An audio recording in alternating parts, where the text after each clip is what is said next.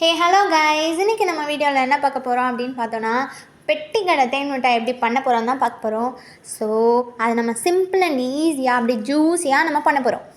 First actually நம்ம 1 cup சர்க்கரையை இப்போ நம்ம தவாவில் போட போகிறோம். போட்டுட்டு 1 கப்பு சர்க்கரைக்கு 1 கப்பு தண்ணி ஊற்ற போகிறோம். தண்ணி ஊற்றிட்டு சிம்மில் வச்சு அதை ஸ்டிர் பண்ண போகிறோம்.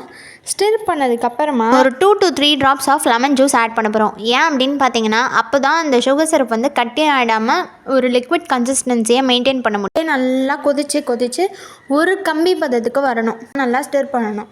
ஸ்டிர் பண்ணதுக்கப்புறமா அதை ஓரமாக எடுத்து வச்சிட வேண்டியதான். நம்ம என்ன பண்ண போகிறோம் அப்படின்னு பார்த்தீங்கன்னா, நான் 1 டம்ளர் அரிசி 3 ஸ்பூன் உளுந்து போட்டு மிக்சியில் நல்லா தண்ணி ஊற்றி ஒரு திக் பேஸ்ட் மாதிரி அரைச்சி வச்சுருக்கேன் இட்லி மாவை.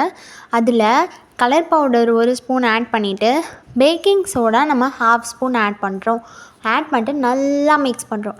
மிக்ஸ் பண்ணதுக்கப்புறமா இன்னொரு கடாயில் எண்ணெய் ஊற்றி எண்ணெய் காய்ச்சதுக்கப்புறமா குட்டி குட்டி பால்ஸாக பிடிச்சி நம்ம அதில் போட போகிறோம். போட்டு நல்லா அது வெந்ததுக்கப்புறமா அதை எடுத்து நம்ம இப்போ வச்சுருக்கக்கூடிய சுகர் சிரப்பில் அதை போட்டு அந்த சூடுலேயே அழகாக அது பப்ளி ஆகும். உள்ளே அப்படியே அந்த சுகர் ஜூஸ் எல்லாம் இறங்கிடும். அவ்வளோதான்.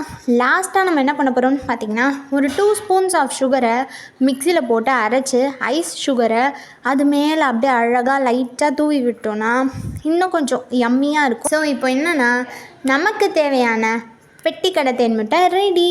அப்படியே ஜூஸியாக அப்படியே யம்மியாக ரெடி ஆகிடுச்சு. நீங்களும் இந்த மாதிரி ட்ரை பண்ணி பாருங்கள். லைக் பண்ணுங்கள், ஷேர் பண்ணுங்கள், சப்ஸ்கிரைப் பண்ணுங்கள். பாய்.